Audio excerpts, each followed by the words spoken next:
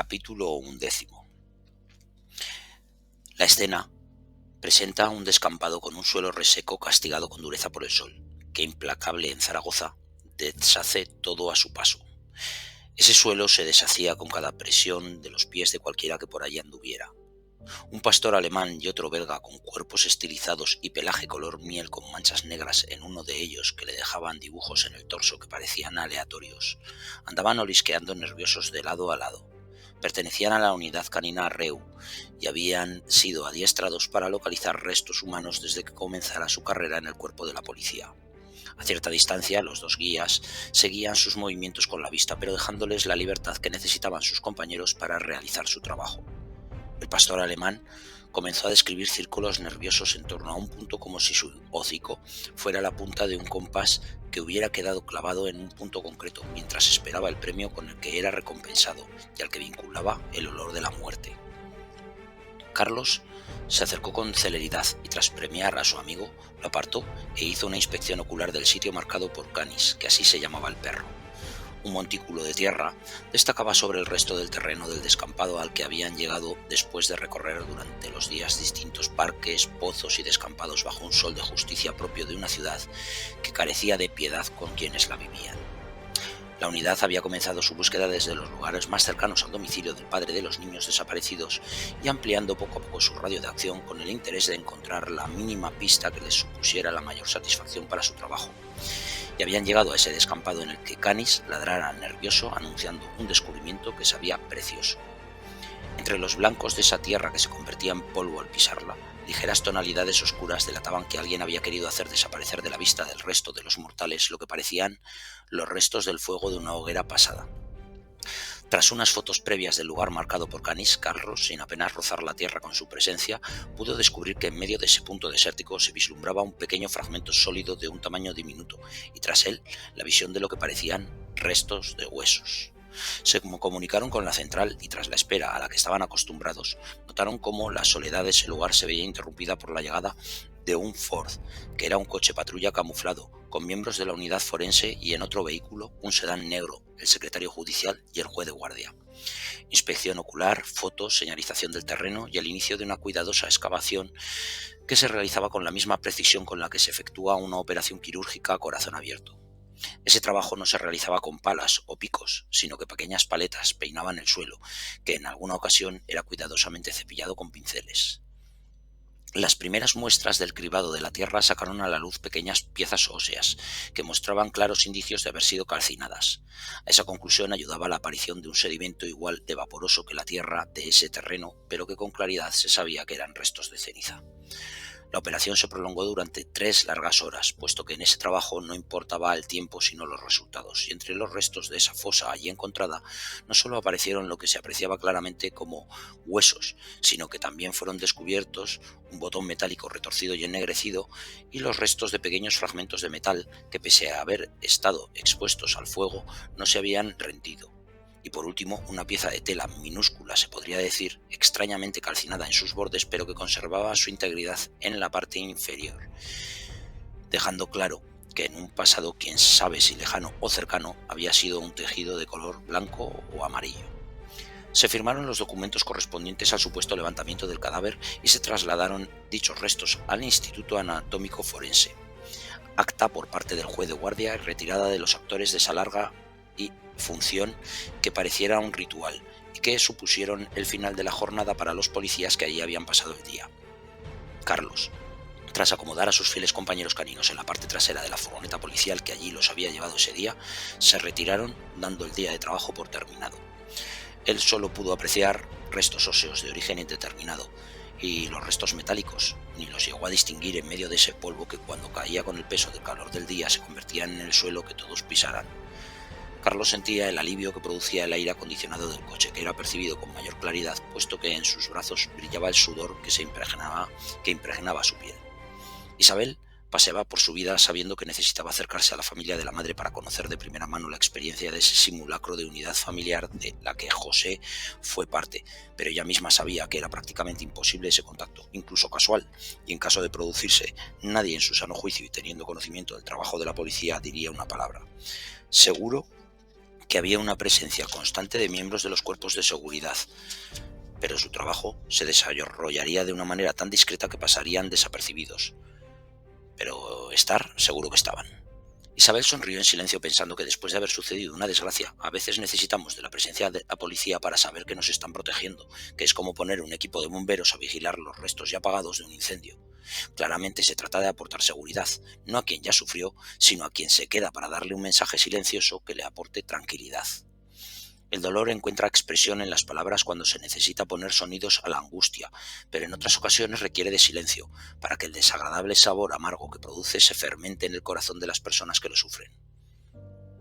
Mientras peinaba su largo cabello, color cobrizo frente al espejo, tras ponerse el pijama después de dejar un día a sus espaldas, valoraba opciones, pero incluso a ella le parecían aventuras con un destino que le llevarían con toda la probabilidad al fracaso.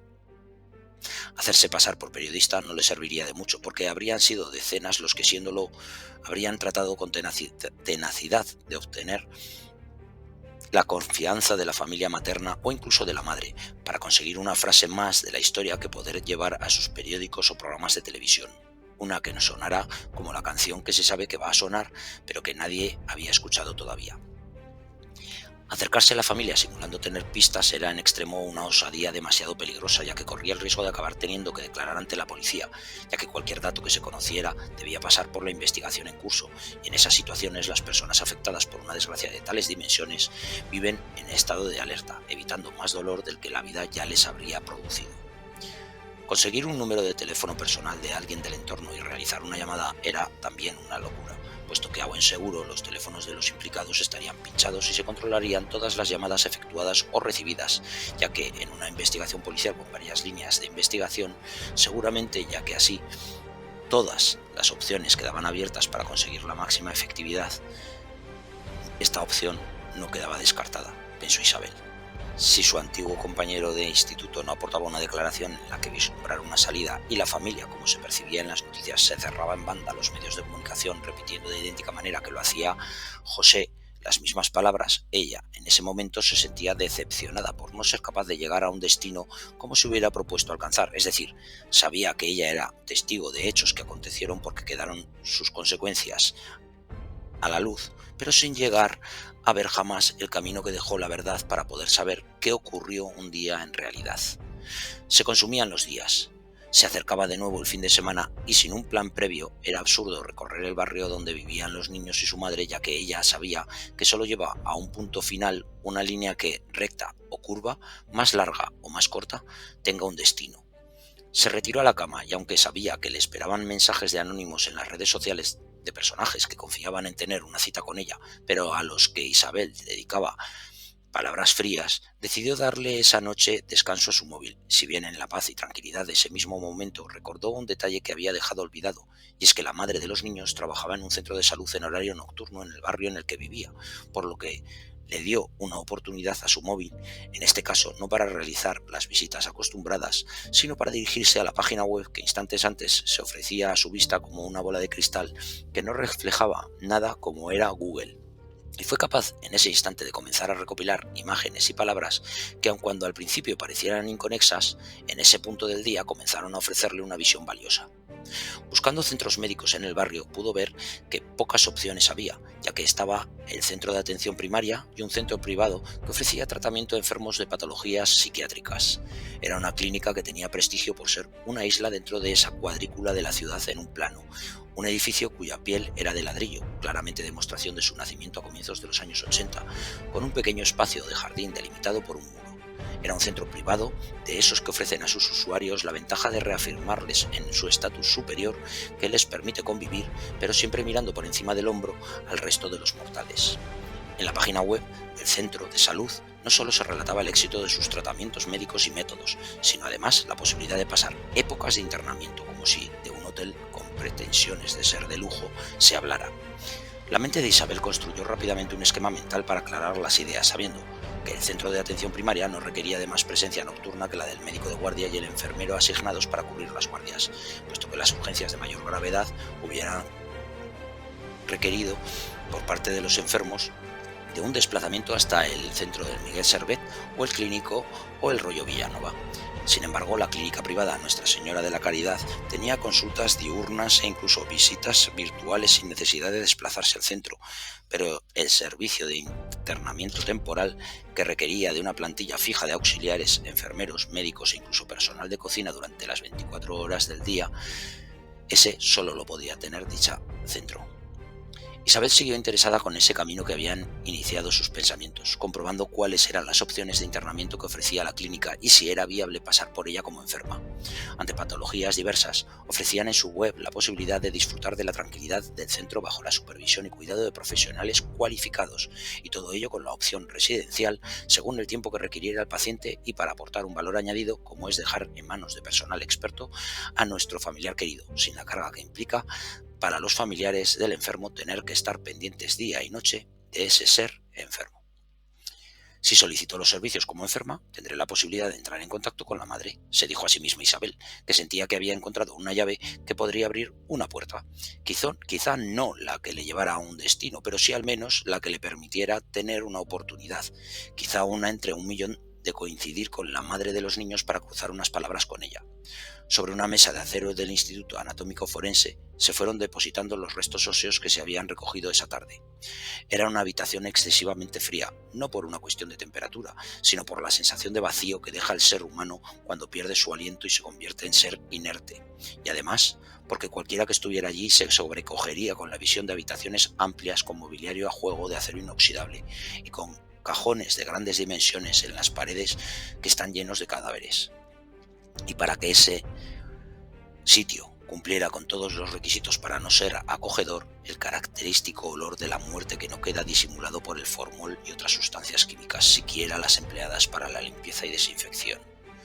Una intensa luz blanca mejoraba la visión de los restos que allí fueran analizados y era debido a dos grandes focos que vertían una luz más potente sobre los cuerpos que en la mesa de aluminio quedaban expuestos al estudio de los profesionales que en semejante lugar desarrollaban el estudio de la muerte y las causas que la provocaran. El médico forense se enfundó unos guantes de látex, extrajo de uno de los armarios una bolsa donde habían sido llevados los restos encontrados en el descampado y trató de recomponer un puzzle con esas piezas que el destino le había llevado a sus manos, y a la vez que iba examinando visualmente una a una las piezas, anotaba en una hoja con letra ilegible la descripción, el detalle y las observaciones particulares que de cada pieza hacía. Pudo determinar, gracias a todos los años acumulados de experiencia, que entre ese escaso grupo de huesos encontrados había alguna pieza que se identificaba con claridad con lo que habían sido vértebras, y pudo encontrar similitudes y diferencias entre las distintas piezas que allí se llevaran. Tras analizar cuidadosamente todas las piezas, distribuirlas sobre la mesa y valorar su morfología, pudo concluir que pertenecían a dos individuos de corta edad, uno en concreto menor que el otro.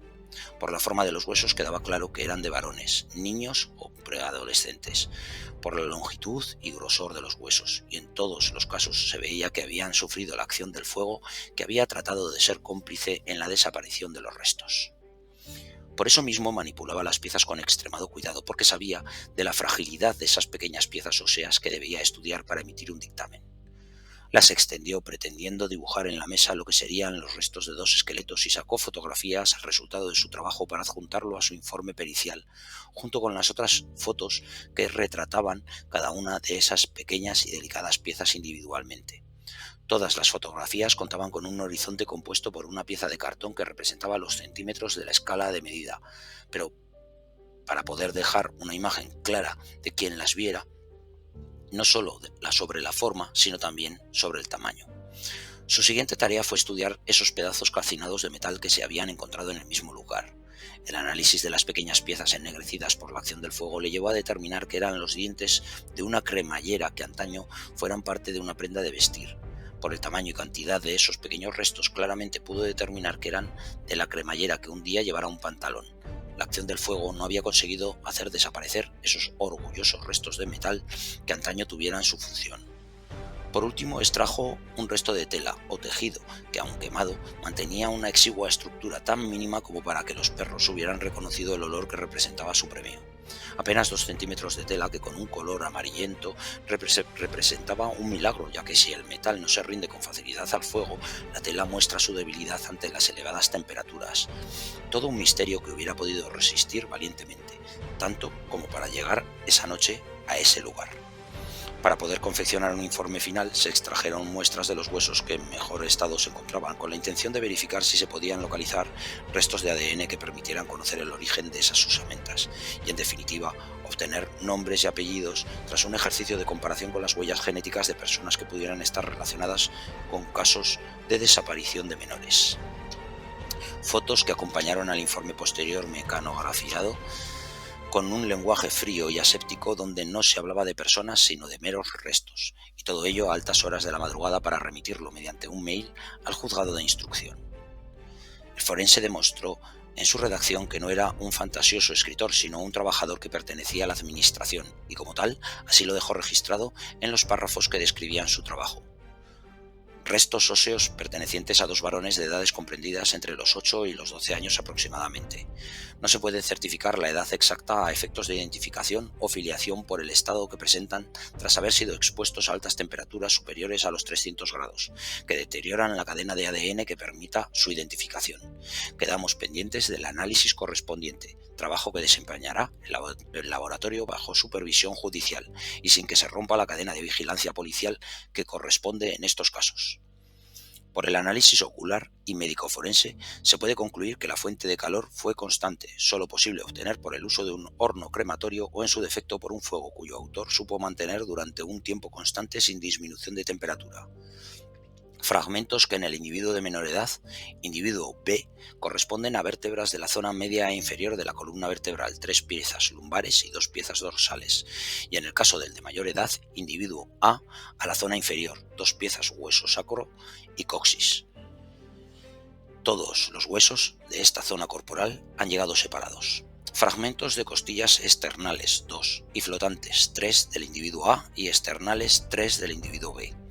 No hay presencia de cráneos o huesos correspondientes a las terminaciones de las extremidades superiores o inferiores, como podrían ser huesos carpianos o metacarpianos, así como ausencia de piezas dentales. Presencia de un cúbito de la extremidad derecha perteneciente al individuo A y un radio de extremidad derecha del individuo B. No se puede, por lo antes indicado, completar la estructura ósea de los individuos objeto de la identificación, pero en base a las estimaciones se puede determinar altura y morfología de las personas no identificadas. Reiteramos que todos los huesos presentan claros indicios de haber pasado por un proceso de combustión expuestos a altas temperaturas por acción del fuego. Los restos metálicos que se adjuntaron con los restos biológicos recogidos en la zona corresponden a los elementos que conforman una cremallera perteneciente a una prenda, y los exiguos restos de tela presentan un avanzado estado de deterioro por haber pasado por un proceso idéntico de combustión que, sin embargo, y como sería de prever, no hicieron desaparecer todo el fragmento por los efectos del fuego en los tejidos. Se han tomado muestras de los restos óseos que mejor estado presentaban para el posible estudio de ADN. En caso de conseguir secuencias que permitieran la identificación, quedamos a disposición judicial para emprender pruebas comparativas con posibles individuos relacionados con causas de desaparición denunciadas. Asimismo, se puede determinar por el estudio de las fotografías que la policía científica nos ha facilitado que el lugar de la incineración no corresponde con el del hallazgo de los restos, lo que determina un desplazamiento de dichos restos al lugar donde fueron localizados, puesto que la disposición de los restos óseos no corresponde con la posición de los huesos tal y como fueron encontrados, ya que muestran una disposición anárquica y en ningún momento sigue la pauta de cómo habrían sido localizados en caso de ser el lugar de su incineración original. No se ha hallado en el estudio de la tierra indicio alguno de presencia de restos del lugar de la incineración para poder hacer un estudio y tratar de determinar el lugar donde se produjo citada incineración. No hay muestras de los restos que permitan determinar la causa real de la muerte, tanto por el Estado como por no disponer de otros que contengan información relevante en este sentido. En los restos óseos no se han encontrado indicios de golpes, fracturas, erosiones causadas por arma blanca o similares. El forense se retiró las gafas al finalizar su informe para tratar de mitigar el picor de los ojos que sentía debido a un prolongado trabajo bajo la luz de los focos que le hicieron compañía durante su jornada laboral, y tras el lavado de manos y antebrazos bajo un grifo de aluminio de diseño espartano que vertía sus aguas en una pila de piedra, se retiró la bata que dejó colgada en un saliente de la puerta y apagó la luz de su despacho para volver a su casa, donde nadie le esperaría despierto. Mientras conducía recordaba no solo esa noche, sino todos los días de su vida en los que desarrollara su profesión, y sintió que ese material con el que daba muestras de su arte y conocimientos ya no eran personas, aunque antaño fueran muestras de vida, sino lo que de ellos queda en este mundo tras su muerte. Había tenido que desarrollar una fortaleza mental que le permitiera desvincular de humanidad todo resto que a sus manos llegara y en el estado en el que se le presentara, pero en lo más profundo de su ser, empalagado por el olor profundo de muerte que se respiraba en su centro de trabajo, sabía que nada debería quedar de los desaparecidos en manos de los vivos, porque fueron seres que ahora permitirían descubrir delitos y delincuentes, causas de muerte e identificar a los que lamentablemente perecieron en desafortunadas circunstancias, pero no dejaban de ser una profanación del alma que un día fueran lo que ahora son restos. Al menos quiso retirar todo rastro de culpabilidad, conduciendo sus pensamientos hacia una visión según la cual, gracias a su trabajo, podrían tener un nombre, un pasado y ser recuerdo de quien en vida los conociera. Pero el gris volvió a recordarle cuántos cadáveres quedaban sin ser identificados, o peor aún, no reclamados por familiar alguno, acabando en una fosa común del cementerio de Torrero, o cuarteados para servir de aprendizaje para futuros médicos, enfermeros o forenses.